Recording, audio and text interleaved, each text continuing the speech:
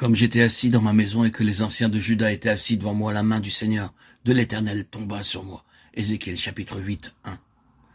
Alors que nous revenons à Ézéchiel 8, nous constatons qu'il y a de nouveau conformité avec la pensée des visions de Dieu. Ézéchiel 1, 1.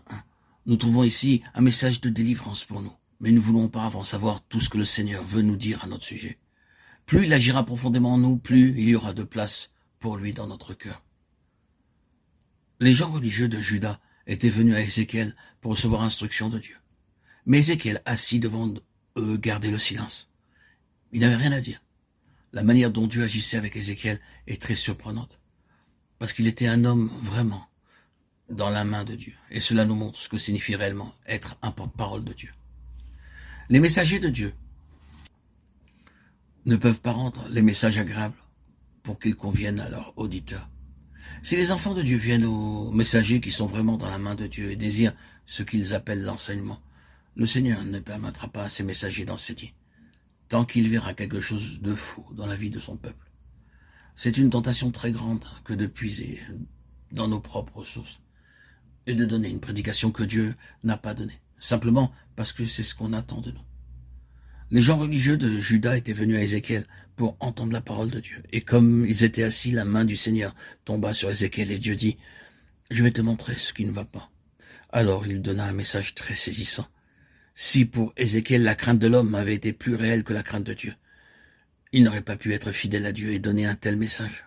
Ézéchiel raconte ainsi son expérience. La main du Seigneur, l'Éternel, tomba là sur moi, et je vis, et voici une ressemblance comme l'aspect d'un feu. 8, 1, 2.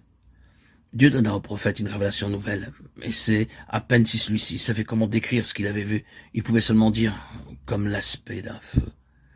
Notre Dieu est un feu dévorant. Deutéronome 4, 24.